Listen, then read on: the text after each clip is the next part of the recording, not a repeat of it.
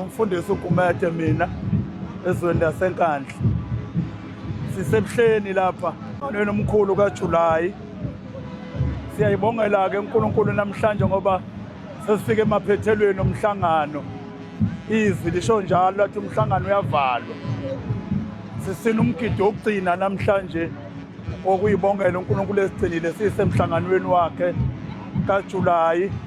Siyamethemba futhi uNkulunkulu ngezibusiso asiphe zona izolo ukuthi noma sesihamba siye emakhaya uNkulunkulu uzosithwala ahambe nathi sifike emakhaya siphephile. Umhlangano omkhulu kaJulayi ofana noJanuary okumhlangano wasentabeni okanye nomhlangano kaOctober waseJudiya. Inkosi yasho njalo athi imhlangano umthathu enyakeni uJanuary noJuly noOctober. Masisuka lapha nje sesiyolungisa eJudiya silungisela umhlangano omkhulu futhi kaOba eseJudiya. Siyabonga kakhulu uNkulunkulu ukusigcina, siyamethemba futhi ukugcina. Le nkonzo ke yomgidi esikuyo la inkonzo le enkulu uShemba akhuluma ngayo wathi idimoni liyakwazi ukuthandaza, idimoni liyakwazi ukuzila ukudla, idimoni likwazi ukwenza konke esikwenzayo kodwa likwazi ukusina. Uma sikule nkonzo yokusina sisuke sisenkonzweni enkulu esifuna ukunqoba ngayo sehlule ngayo idimoni.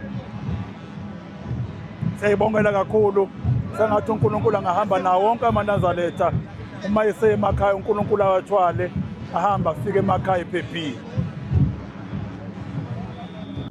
Uma sila enkonzweni enkulu kaJulayi sisuke size emhlanganweni la khona sisuke sizovuselelwa, sizokhunjuzwa neindlela zokuhamba ukuthi umuntu oyinazaretha uhamba kanjani.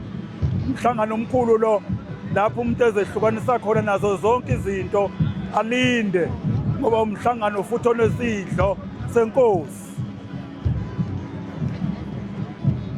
Owafika emhlabeni kwakuyindoda nje engafundile engazange iye esikoleni kodwa uNkulunkulu wathuma yona ukuba izoqoqa lento nje, lento engaka emhlabeni. Efika umprofeti eshumela leli ivangeli kwakuthiwa umuntu ogulayo abanye bethu uhlanya, kanti uNkulunkulu umthuma bazokwakha lesi sizwe. Njengoba sibona kunjena nje sifika sithwele imithwalo yezifo, uNkulunkulu afika sethule ngoba uyona umsebenzi uShemba wayewuzele ukuba azosiphilisa asakhele nemizi yobaba.